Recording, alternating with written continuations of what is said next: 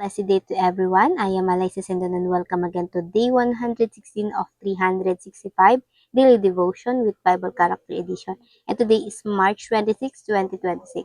And for our character is still about Samuel, but this time we'll highlight the integrity and reputation. So, dito pag-uusapan din natin yung leadership na meron si Samuel.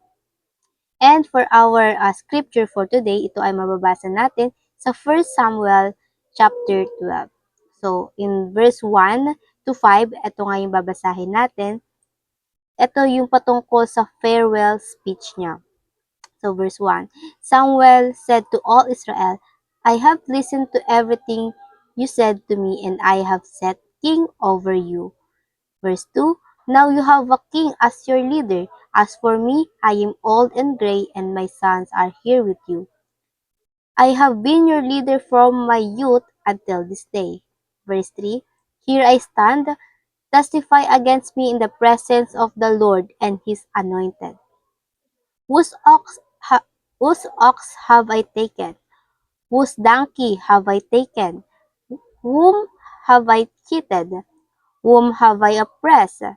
From whose hand have I accepted a bribe to make me shut my eyes? If I have done any of these things, I will make it right.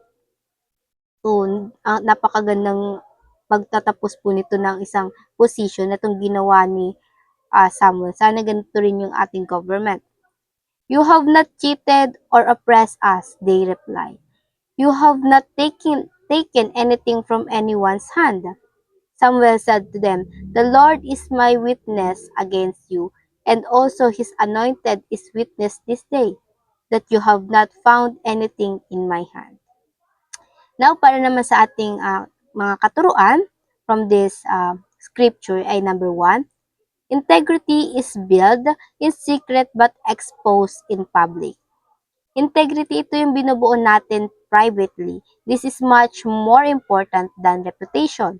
Kasi ito yung hindi kayang butasin ng kaaway na kahit anong paninira sa'yo, kahit na anong hanap ng mali sa'yo, when you have integrity, ito yung lumalabas in public. Ito yung kusang lumilitaw when in times nga sa nagkakaroon ng issue, katulad nga ng sisihan. Like Samuel, before siya bumaba sa position niya bilang judge ng Israel, bago niya i-appoint si Saul as their king, he asked people, ayun nga sa scripture na binasa natin, but then people cannot withstand him, proving anything he did wrong, dahil all of his life, he lived with integrity, serving the Lord.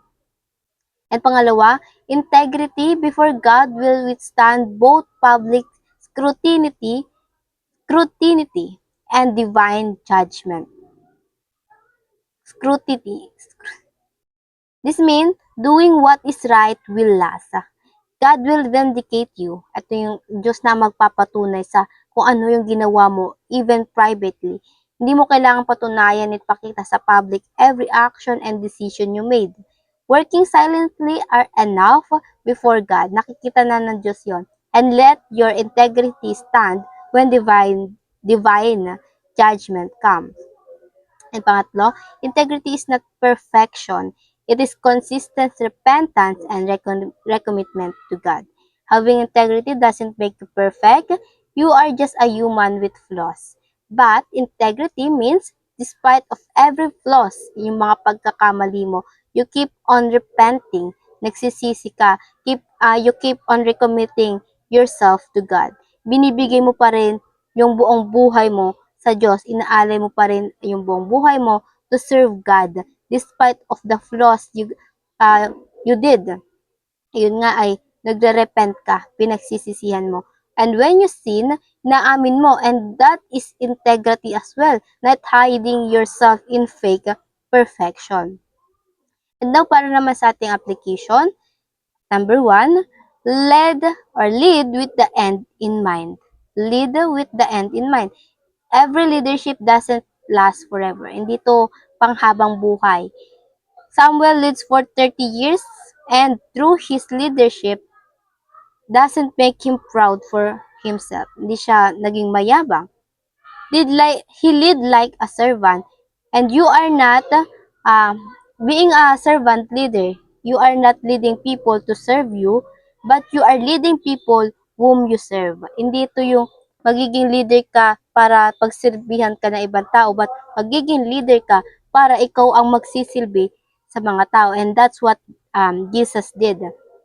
He is a king, he is the leader, but he served as well for his people. And pangalawa, observe private holiness. This is integrity. Hindi mo kailangang ipaalam sa bawat tao ano yung ginagawa mong tama. But even in public, hindi nagbabago yung ikaw sa harapan ng Diyos at sa harapan ng publiko sa maraming tao. And pangatlo, pass the public scrutiny test. Scrutiny test. And yung ayun nga yung ginawa ni Samuel, tinanong niya kung meron ba siyang ninakaw, meron ba siyang ginawang mali, meron ba siyang ginawang bribery. Pero yung mga tao walang masabing meron siyang ginawa ni isa doon sa mga sinabi niya. Ito nga yung ginawa ni Samuel, and this is the good reward as leading when people cannot withstand on your past mistake or wrong deeds because of your repentance. Kung meron ka mang nagawa, napakagandang inamin mo at nagrepent ka kasi sa pagdating ng panahon, kapag ginawa rin natin yung ginawa ni Samuel na scrutiny test, ito nga ay walang masasabi, walang maisusumbat sa'yo yung mga tao, yung mga pinamunuan mo. At napakagandang merong ganito sa government natin na matatanong, pag tinanong nila, ay wala tayong masasagot sa kanila kung nasa na yung ganito, nasa na yung ganyan. And ayun lang po for our teaching and application. Now, para naman sa ating reflection, why it is important to have integrity first before reputation. Bakit mas mahalagang meron muna tayong integrity kesa yung buuhin natin yung ating mga reputasyon. And before we finally end, let's have a short prayer before closing this devotion. And let's pray. Our Father in heaven, we thank you and we glorify you for today's devotion. Panginoon, ay muli pinaalala mo sa amin ang iyong mga salita, Panginoon.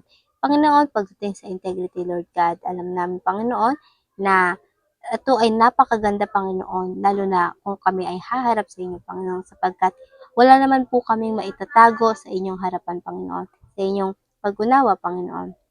Panginoon, turuan mo ang aming mga puso na i-form itong integrity, Lord God, over reputation. Sapagkat, Panginoon, ito ay yung magpoprotekta sa amin when the time comes, Lord God, na hindi ang mga panlabas na gawain namin yung nakikita lang ng mga tao, Panginoon. But, Lord God, we know that in times, Lord God, you will vindicate us, Lord God, kahit na, Panginoon, sa ngayon ay maraming tao ang umuhusga sa aming mga ginagawa dahil, Panginoon, hindi naman kami kailangang mag-serve, Lord God, na kailangan vulgar, Lord God, na nagpapaka-plastic siguro, Lord God, in term, Lord God. And Lord God, ikaw nawaan siya palagi manguna, Panginoon, sa aming mga ginagawa. Panginoon, magliwanag ka at takilain ng bawat tao sa aming mga buhay, Panginoon. At ayun naman po, in Jesus' name we pray. Amen and amen and amen. At ayun lang po, I hope marami tayong natutunan at matututunan pa. And I pray na sama-sama sana tayong lumago para sa Panginoon. See you again tomorrow for our devotion. Have a nice day ahead and God bless.